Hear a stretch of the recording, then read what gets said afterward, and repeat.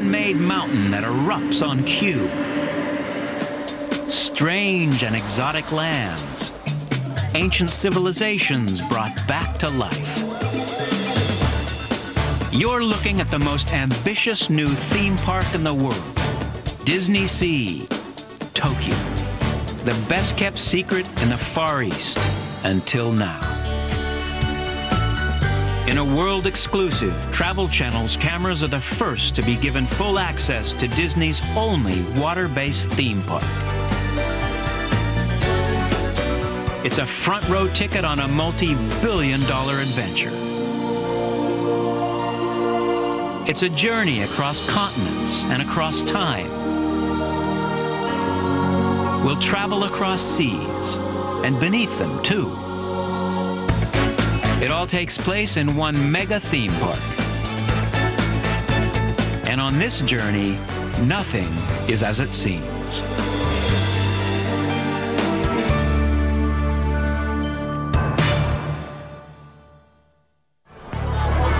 Walt Disney once said, "Disneyland will never be complete as long as there is imagination left in the world." The idea for a water-based Disney theme park was first imagined 10 years ago. We decided to build Tokyo DisneySea because Tokyo Disneyland has done so well over the years. It's been open 18 years and it's been very successful. Attendance keeps ramping up. The demand now is greater than the one park would hold. And so for some years we've been trying to decide what should that second theme park be, and we ended up deciding on this one. Jim Cora knew Walt Disney.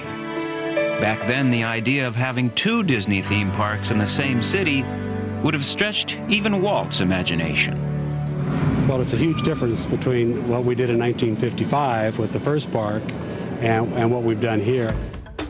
For starters, DisneySea Tokyo was a $3.3 billion joint venture between Disney and the Oriental Land Company.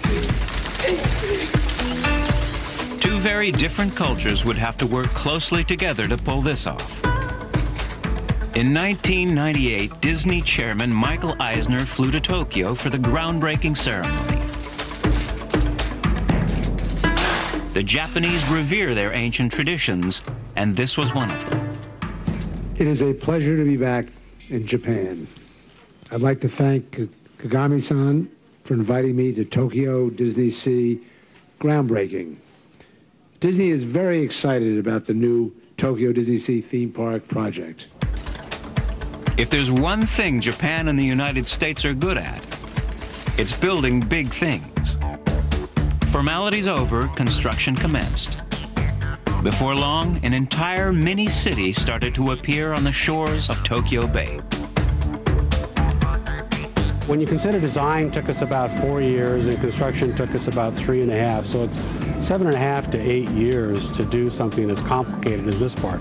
This theme park is probably the most complicated of any of the Disney parks. In fact, any theme park in the world, I would venture to say, because of the extraordinary detail that we put in this park. So it was a huge effort. It took thousands and thousands of people, designers, engineers, construction people from both Japan and the American side.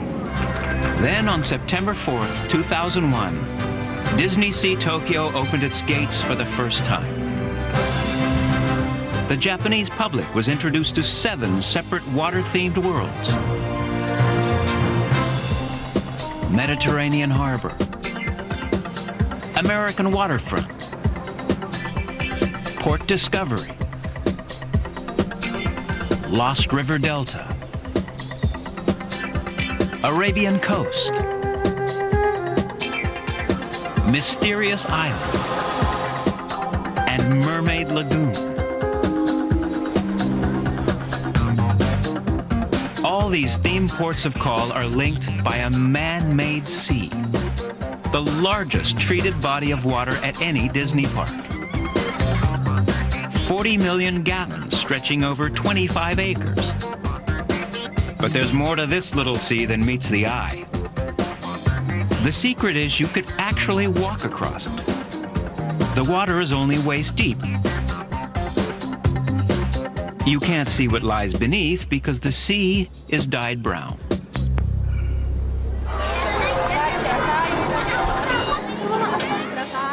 When Disney recruited staff to operate and maintain the theme park, they weren't just looking for people who could serve popcorn, sell tickets, give directions, or pick up trash. They were looking for people who could perform in those jobs. It's not just a company line. Take this guy, for example. He's a street sweeper with a special talent.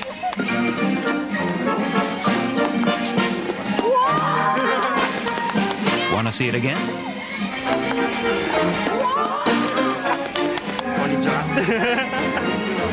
It's the same everywhere you look at DisneySea Tokyo. As soon as a visitor steps through those gates, they're on stage, and everyone is part of the act. Well, it comes back to our show business terms. We feel that all of our parks and our hotels are shows. They're three-dimensional shows, and that means that all our employees are actually cast members in the role in this particular show. The opening of the park has boosted local employment enormously. There are now 20,000 people working at the 2 Disney parks and hotels. But not one of them is referred to as an employee. They're all cast members. We actually cast them in a particular role, and as we actually talk to our applicants, we explain that part to them, that you are going to be in this particular role. Some of those applicants may feel more comfortable on stage, for example, dealing with the guests. Others would be more comfortable backstage, so we take that into consideration as we make the hiring decision. There was one problem. While the Japanese are renowned for their diligence, the secret is they also tend to be very shy. Here in Japan, positively, in a good way, they are very service-oriented. The challenge, though, is to getting them to be a little more relaxed, a little more engaging to the guests, not so polite to the guests, but more friendly and more open, and smile more often and interact with our guests. And that was more of a challenge here. Friendly, but not too polite. Try translating that into another language. Soon we'll take you behind the scenes where Disney meets Broadway. But up next, we'll blow the lid off the secrets of a man-made mountain.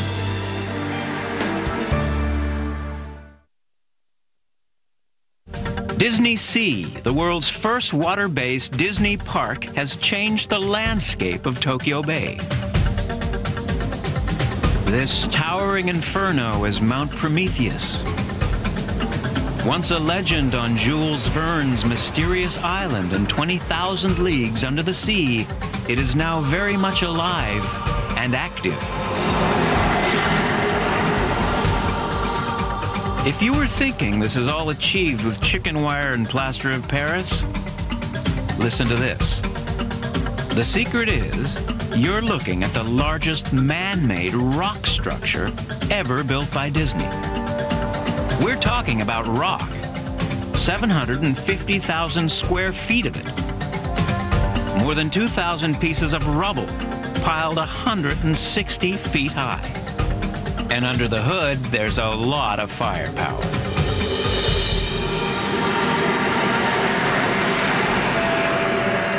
Inside that volcano are 10 rocket burners weighing about 3,000 pounds each. That's what it takes to shoot flames 50 feet into the air. The bursts of gas escaping from Mount Prometheus are actually bursts of water, about 30,000 gallons of it. At the base of the mountain is the famous Nautilus, Captain Nemo's submarine for exploring the depths of the world's oceans. 20,000 Leagues Under the Sea was a science fiction novel in 1870 and a Disney movie in 1954. Now, in a new millennium, 20,000 Leagues Under the Sea has taken on a new dimension.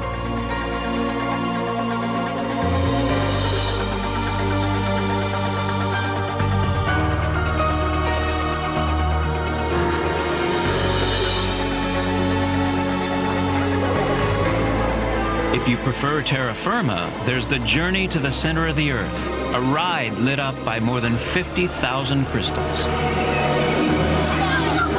It actually burrows right through the volcano, then crashes to the surface at 70 feet per bone-shuddering second.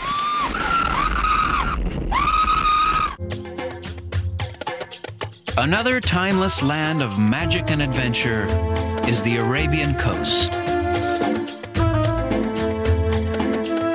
This is the home of Aladdin and of Sinbad the Sailor.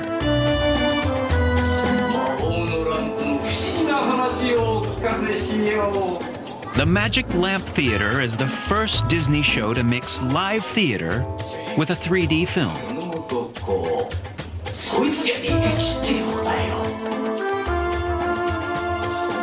But the big secret is Sinbad's 7 Voyages, a groundbreaking ride that features more than 160 animatronic characters. That's more than any single Disney attraction.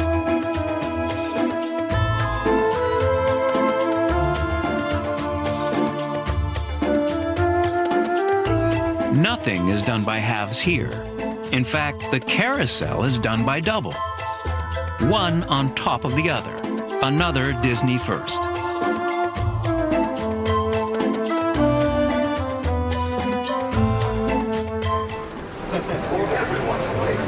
Believe it or not, even the family pet does not miss out on a day at DisneySea. This is the Pet Club, a babysitting center for Fluffy here.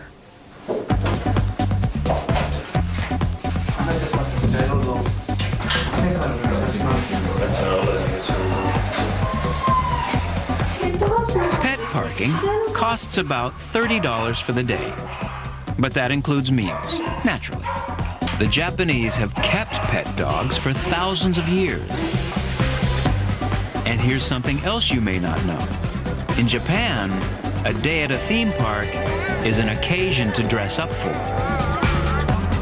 This crowd is a far cry from the t-shirt and sandal armies of the West. One of the things that we've found is the Japanese audience is very fastidious. They come very well dressed to the theme park, a lot of them in silk shirts and ties. Even though it's a resort, they like to dress up when they go out, and therefore a lot of the environmental effects that we do in the States, like splashing the audience with water and smoke and steam, doesn't go over very well here because they don't like to get wet. Of course, their love of photography is renowned. If it's not recorded on film or video, it may as well have never happened.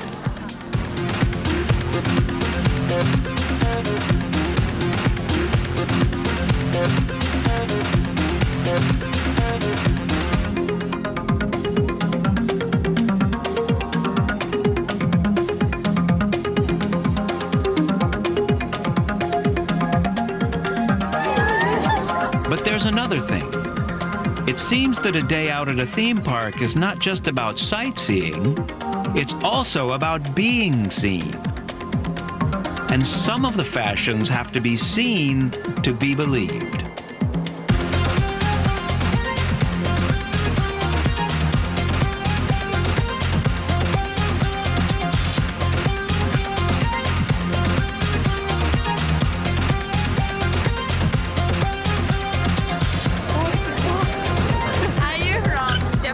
Here's the latest wear-out accessory.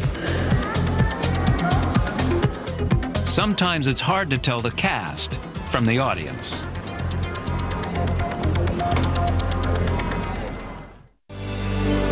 Next, the romance capital of the world comes to DisneySea. And now, more Travel Channel secrets. Don't tell the kids, but the biggest secret about DisneySea Tokyo is that it's really designed for adults. This is the latest in the evolution of the theme park. A day at the park used to just be about cute characters, fun rides, and fast food. Great for the kids, but hard work for the parents. But with DisneySea, there's no age limit on escapism. And it all starts with Mediterranean Harbor. We wanted the Italian theme at the entrance. And the Japanese visitor, when they come to our parks, really feel they're not in Japan anymore, and it's got to be an escape. Mediterranean Harbor is a living replica of Portofino Harbor in Italy. The same size, the same shape. The illusion is almost perfect. This is the DisneySea fishing village of Porto Paradiso. The buildings are a near mirror image of some of Italy's most famous establishments. This one, for example, is a replica of the fish market on the Grand Canal in Venice. It's important to put as much authenticity into the detail as we possibly could. Even the trees have been cut to resemble the trees you'd find in the real Portofino. But here's a secret. Those trees are really Japanese oak. No need to shut your eyes and imagine you're in Italy. Just look around. It's everywhere. Italian artisans worked with us very carefully. We chose various regions in Italy in which to portray here in the park. The gondolas glide along the Palazzo canals using manpower, of course.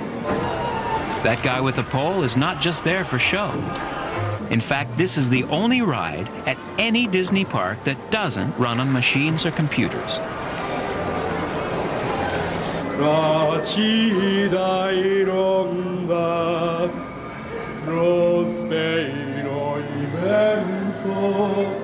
The passengers don't realize it, but these gondoliers are actually in competition with each other. You see, each of these characters has his own comic routine.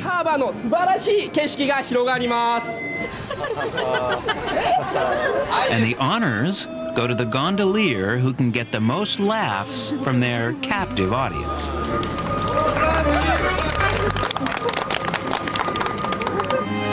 But the jewel in this Italian crown is the Mira Costa, a world-class hotel that's actually been built on the grounds of DisneySea. It's a 502-room hotel built in a 5-story building, which is actually part of the park, Tokyo DisneySea Park. So you can enter the park from the hotel. So the main entrance is to the outside, and then there's another entrance to the park. The reason for the hotel is for people who would like to spend the night in a Tokyo Disney theme park, so they don't have to go home and spoil the dream at the end of the day. This isn't just a slice of Italy, it's the whole pizza. From the hotel, a guest can view different regions. From here, it's a view of Florence with the famous Ponte Vecchio.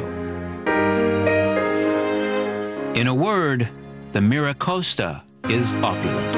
A single corridor stretches for a mile. The marble for the floor could only be found in China. The chandeliers, handmade in Venice. There are more than 20,000 pieces of glassware and twice as much silverware.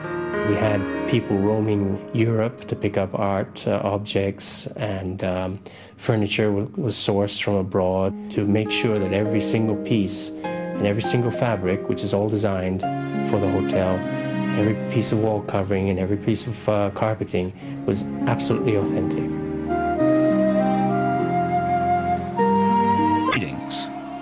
These are not copies. There are more than 2,000 original works of art at the hotel, framed by hand and gilded by Italian artists. And there's a secret hidden in the paintings themselves. Look closely. Now look closer still. This is a gallery like no other in the world. We tell all the children that there are hidden Mickeys in each of the murals, and to see the kids, and if we have to ask them to wait a little bit while they check in, they're happy because they're just looking at those murals.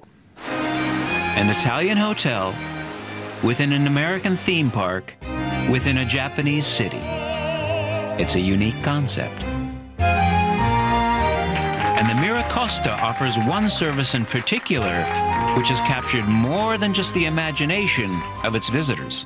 One service that we're offering in this hotel that hasn't been done in Japan before is that we give the guests the option to actually go into Tokyo DisneySea, to enter a Disney theme park as part of their wedding ceremony. So what we do is we take them out of the chapel, which is in the hotel, into the park, walk through the Mediterranean harbor to the Venice area, and put them on a gondola, which has been decorated in the wedding style, and they sip champagne as they get serenaded and taken in the gondola ride around the Venice area. Which has been a lot of enthusiastic response to that. The hotel can hold up to 30 weddings a week. It might not be to everyone's tastes, but a fancy dress wedding in the presence of Disney characters, followed by a Mediterranean-styled honeymoon, well, that's one-stop shopping at its Japanese best. After the break, we're off to Broadway, Disney style. And now, more Travel Channel secrets. DisneySea Tokyo features some of the most exciting and technically sophisticated rides in the world. But of all the attractions at DisneySea, the most popular one may well be at the end of this line. The wait is never less than an hour, and sometimes more than 2. But for every person in this line, the waiting merely builds up the anticipation of this.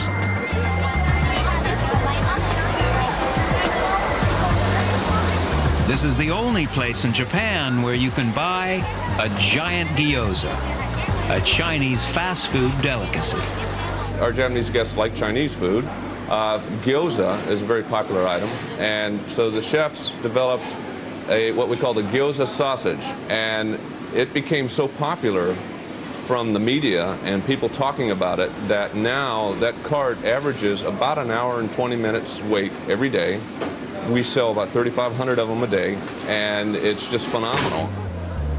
Here's the thing, and this may be a purely Japanese thing, but the line could easily be halved if they simply added a second gyoza cart.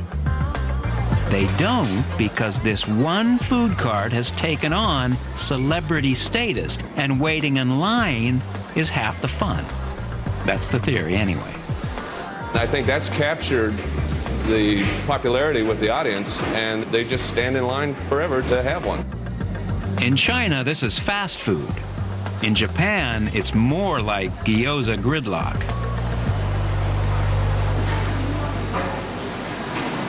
With upwards of 50,000 people to feed each day, DisneySea's head chef has one of the most high-pressured jobs at the park.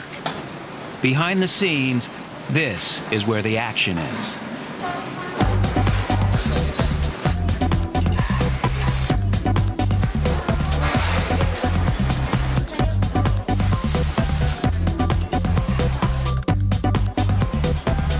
I can give you our highest attendance day that we had so far, and we've served about 95,000 meals. Some of the biggest challenges that we've had is trying to please the Japanese guests with a Western-style product. And that's not easy in a country which is very set in its culinary ways.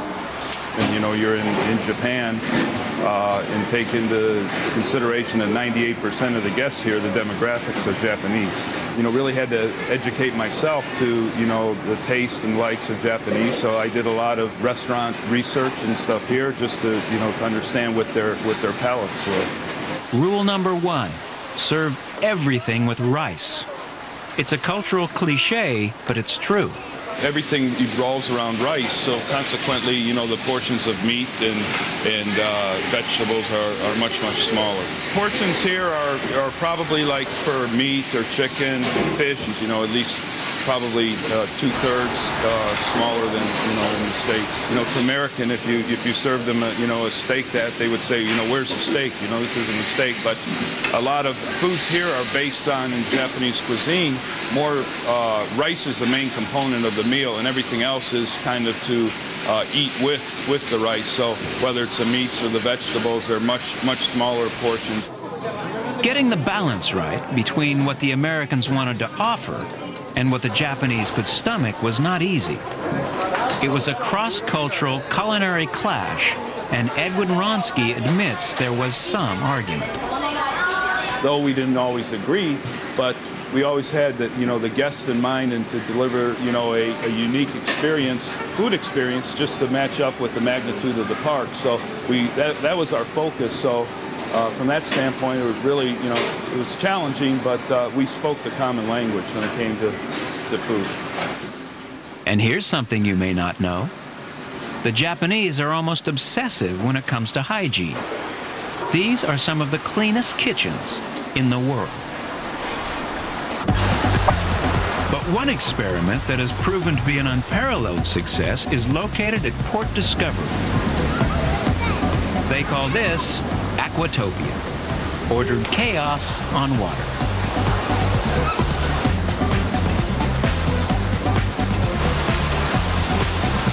Now have a closer look at this ride.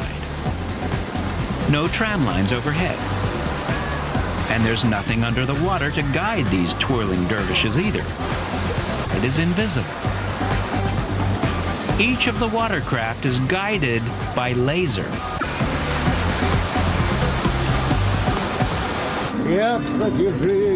It was William Shakespeare who said, "All the world's a stage." Arigato, arigato. At DisneySea Tokyo, the whole world literally is a stage.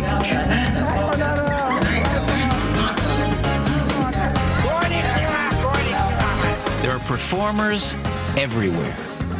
We invigorate and enliven the architecture itself around the park by having atmospheric performers that are very indigenous to each of the areas around the park. So we populate it with performers.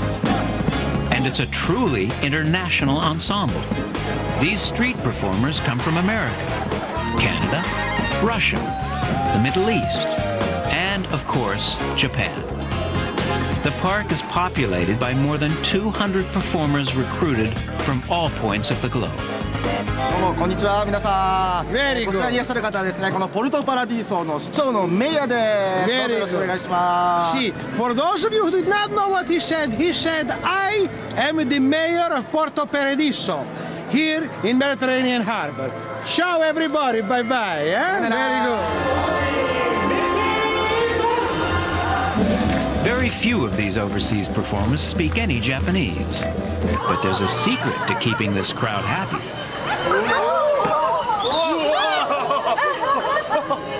Physical humor works almost internationally. You can't be dialogue dependent on your humor. It almost has to be slapstick. You keep it physical and everybody loves it.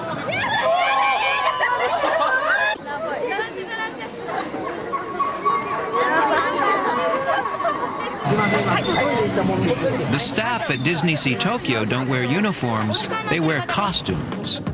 It's in keeping with the Disney spirit. You're not an employee, you're in the cast.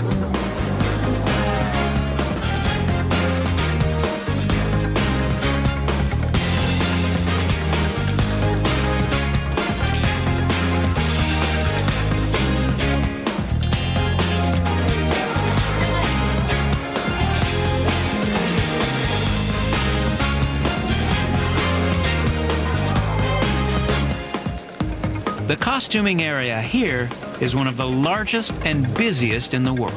Every day from this issue window, 10,000 people receive clothing to go into the park and work. So it's a huge amount. In order to dress 10,000 people, there's actually about 300,000 costume pieces in this room to cover all of those needs. 300,000 pieces. That's enough to clothe a city. And the range of costumes is staggering. All manner of being is clothed here. We do a lot of research, quite thoroughly. We want to be as accurate as possible. We want it to have as much the feeling of that environment as if you were really traveling in that time and place. With so many shows running all day, every day, behind the scenes, the costumers literally work around the clock.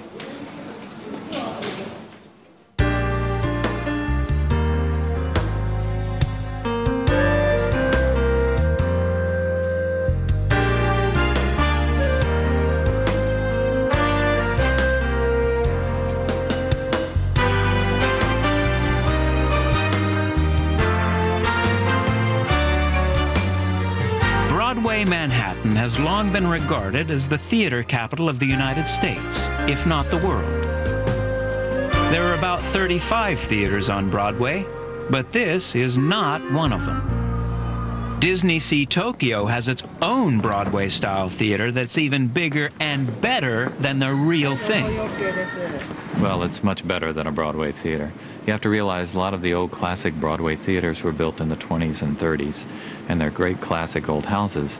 But this is fashioned after a classic Broadway theater, but with all the new technology built in. DisneySea's Broadway Music Theater seats 1,500, and the show is a song and dance tribute to the 20th century's most popular Broadway hits. Good. Let's take it from the top, make it crisp and clean. Where's my spot? Not on me, on her! 1, 2, 3, 4, 5, 7, 8. Oh, the audience is totally different, you know. I'm sure they're not used to a show like this. It's definitely an American-style show. And, you know, during the show, they're attentive, they're sitting with their hands crossed, they're, not a bad audience, but maybe not the loudest like in the United States. People are a little louder, but by the end of the show, same as in the United States, they love it. These are the hardest working performers at the 5 shows a day, and every show borrows from a total of 21 Broadway hits. Everybody here works really, really hard. Like, the Japanese are really, really hard workers, and I don't know, they rub off on us, make us work harder, and I don't know, we all mesh really well. It's been a pretty positive experience so far. Hello, how are you? I'm warm up. Disney is venturing into new territory with a show like this. No Goofy, no Mickey, and nothing from the archive of Disney movies. It was a multi-million-dollar risk. Well, the Japanese audience is different. You're playing to a different group of people who've grown up with a different perspective than we've had from the Western perspective. So we have to understand that. We have to know what they know and what they don't know. This show at the Broadway Theater, for example, there's a lot of songs and tunes in there that we've heard 1,000 times, and gosh, do we have to do that again? Well, guess what? Over here, it's totally different. They haven't heard it 1,000,000 times. It's still wonderful to them, and so we do all those classic songs. Well, originally we've been told that to expect, like, maybe it would be a little bit more subtle, like their response. Like, they would still appreciate just as much as an American what we were doing. It's just they'd be a little bit more subtle about it. But, I mean, surprisingly enough, like, a lot of them, hands up in the air like this, like, getting really excited. So it's been nice.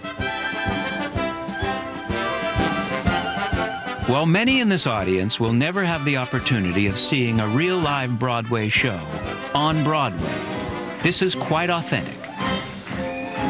Although 1 or 2 allowances had to be made for the Japanese. Other things that we've discovered is that they like to be prepared for any large explosions or special effects. So in the announcements up front, we explain to them those type of effects so that they're not surprised when they happen. As for the theater itself, it's state-of-the-art. $1 million lighting rig, $1 million sound system. Even the fixtures are world-class.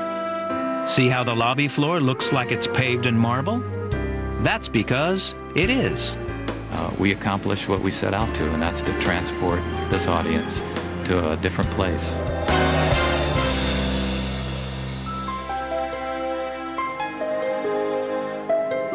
The golden era of Broadway began early in the 20th century. In those days, downtown Manhattan might have looked something like this. This is DisneySea's American waterfront. The year is 1910. Only one family in 200 owned a car in those days. A thrill ride in an automobile like this was a Sunday event not to be missed.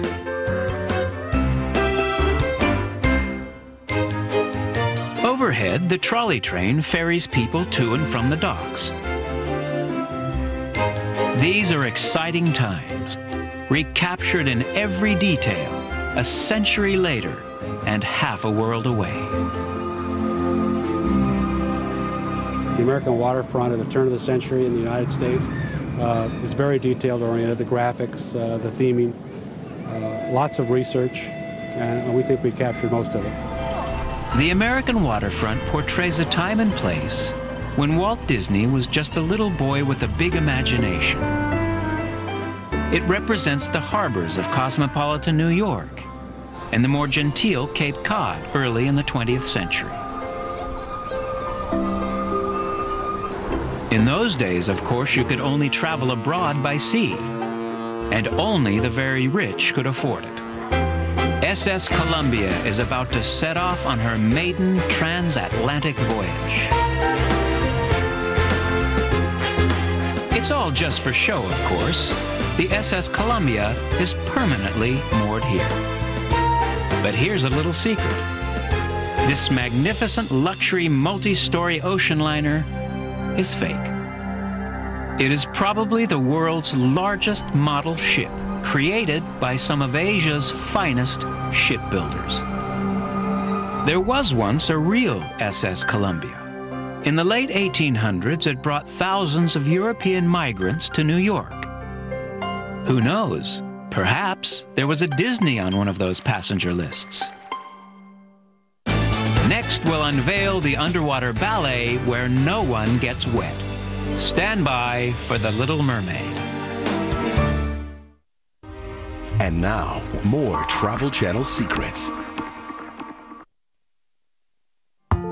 Disney's first ever water-based theme park would not be complete without this little character. The Little Mermaid holds a special place in Disney history. Made in 1989, it was the last animated Disney feature painted entirely by hand.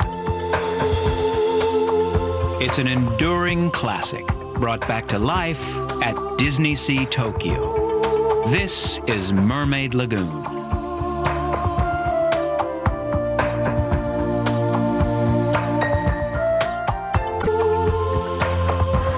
Constructing a human-friendly undersea world was one of the biggest creative challenges of DisneySea Tokyo. It's big enough to fit Dodger Stadium's baseball field, and it is full of secrets awaiting discovery.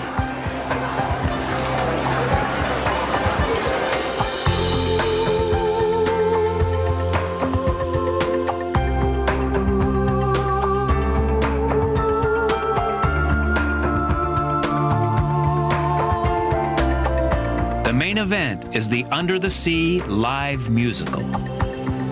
Disney had never attempted something like this before. The secret is, no one else had either. It's a one-of-a-kind experience, never been done before. We actually had to invent the flying system that makes the audience appear that they're watching the show from under the sea.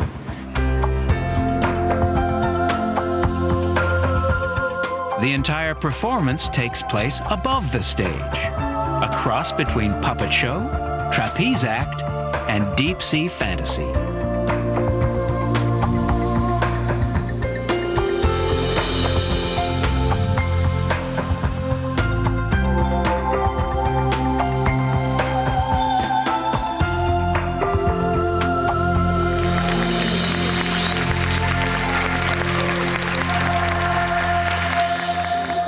Just outside, it's standing room only, unless you can find a pair of shoulders handy enough to sit on.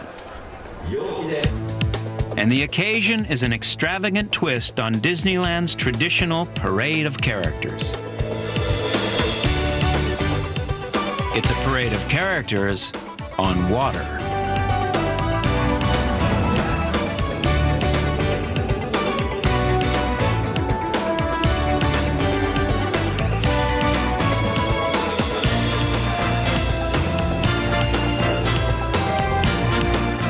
Porto Paradiso Water Carnival is staged with all the pomp and ceremony of an annual regatta. Only this happens every day. You may recognize the characters, but don't try to follow the plot. This is pure spectacle.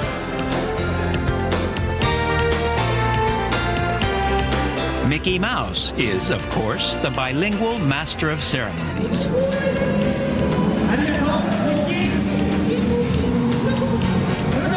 And there are more than 200 others in the support cast.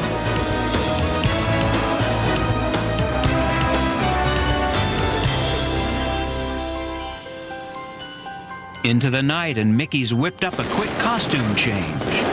Now he's the Sorcerer's Apprentice for the DisneySea Symphony, a tribute to Walt's 1940 classic, Fantasia.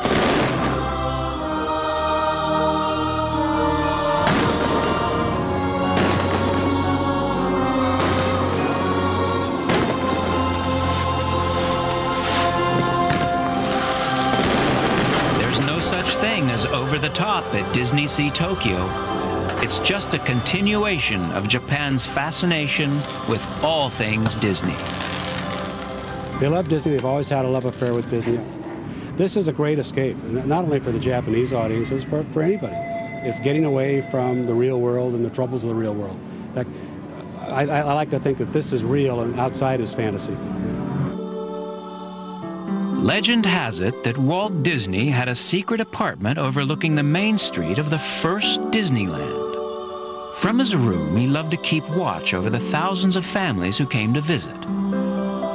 It was Walt's way of seeing firsthand what worked and what didn't.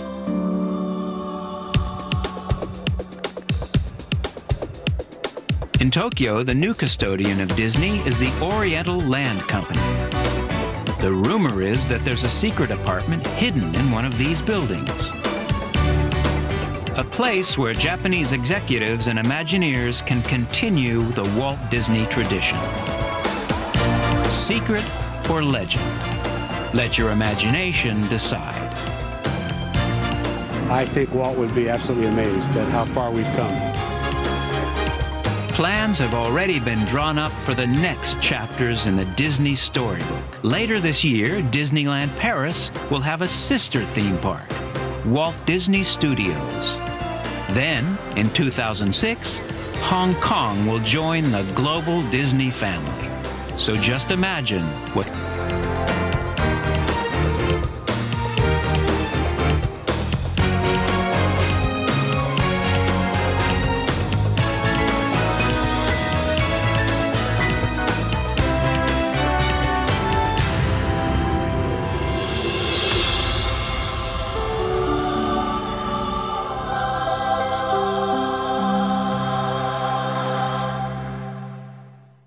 Hi, Christopher Knight, a.k.a. Peter Brady for the Travel Channel.